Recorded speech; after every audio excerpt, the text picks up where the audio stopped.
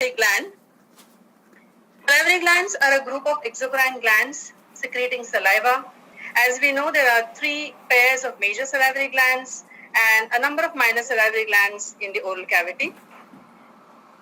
The parenchymal elements are derived from the oral epithelium and they form the terminal secretory units which lead into ducts such as intercalated, striated and excretory ducts, and finally it opens into the oral cavity.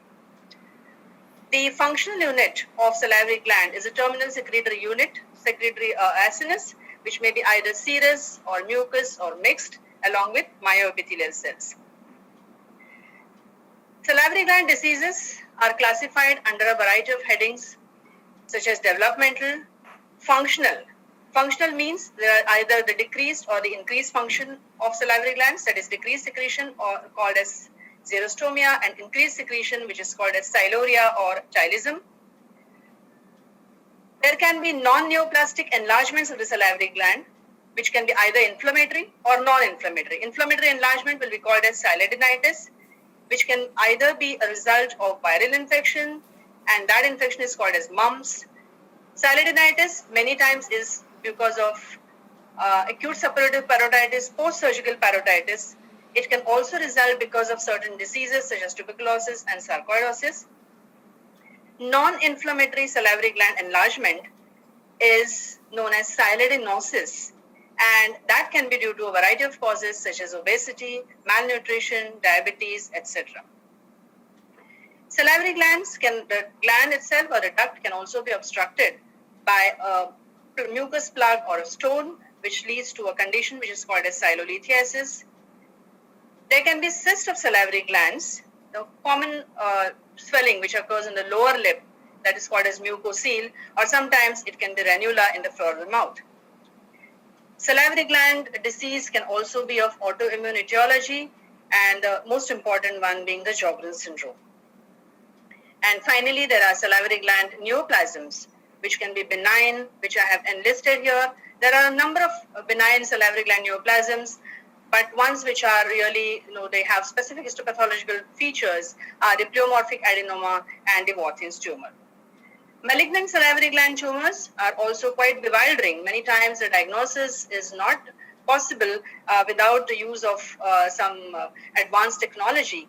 But some of the malignant neoplasms do have certain specific histological features, namely the mucoepidermoid carcinoma and the adenoid cystic carcinoma. So after seeing this classification, I'll be discussing briefly only certain entities from this entire classification of salivary glands. Start with xerostomia. It's a functional disorder of the salivary gland. It is not a disease, but a symptom of certain diseases. It's a subjective sensation of dry mouth. Xerostomia can result from some temporary causes or from some permanent causes. Temporary causes can be anxiety or depression. Xerostomia can also be there because of blockage of the duct, especially submandibular duct, because of the formation of a duct calculus. It can result from silidinitis, namely the mumps and the postoperative parotitis. Certain drugs can also result in xerostomia. They are the anticholinergic drugs, namely the belladonna alkaloids. Some pre-anesthetic medications, especially atropine, also can cause xerostomia. One of the important endocrinal disorder leading to xerostomia is diabetes mellitus. Many times, patients with diabetes complain of dry mouth as an early clinical symptom. Permanent xerostomia can result from Sjogren's syndrome or from radiotherapy, which is given for the treatment of head and neck tumors. Due to xerostomia, the saliva appears foamy and ropey, mucosa is dry with burning sensation. There is increased incidence of oral candidiasis and dental caries, especially cervical and root caries. Mumps or epidemic parotitis is one of the non-neoplastic enlargement of the salivary gland. This is an acute contagious viral infection characterized by unilateral or bilateral swelling of parotid gland caused by paramyxovirus, which is an RNA virus. As we all know, mumps is a disease of childhood. But when it affects the adults, it can lead to complications. There's a greater tendency for complications to develop. A child with mumps presents with moderate fever, headache, chills, and pain below the ear. There is a firm, rubbery, or elastic swelling of salivary glands, frequently elevating the ear. And the oral finding is that the papilla at the opening of the parotid duct, that is the Stenson's duct, on the buccal mucosa is puffy and reddened. As you can see, here there is an enlargement in this child of the parotid, in the parotid region. And as I have already shown you that the incubation period is 14 to 18 days. So, the child may be symptomless before that and definitely can spread the infection in the school setting because it's a very contagious disease. Coming to the cyst of salivary glands, mucocele, a common cyst of the salivary gland, the common lesion being the one which is shown on the left-hand side picture, that is the mucus extravasation cyst. This particular lesion almost always occurs on the lower lip. As you can see in the picture, it's a bluish fluctuant swelling. A little rarer variety is the mucus retention cyst, which is usually seen in the floor of the mouth or ventral surface of the tongue. So mucocele, these two histopathological types, the mucus extravasation and the mucus retention cyst. The mucus extravasation cyst is due to traumatic severance of salivary gland duct, such as produced by biting the lip whenever there is a sharp opposing canine, and suddenly during eating or chewing, the patient bites and gets fluctuant swelling on the lower lip. It can also result due to iatrogenic cause by pinching the lip by extraction forceps. The lesion seen on lip is a painless swelling, which is frequently recurrent. That means the patient will tell us that the swelling comes and goes off. It comes, it refills again, and again it disappears. Superficial lesions are blue and fluctuant. Deep lesions they are firm and they have the color of the normal mucosa.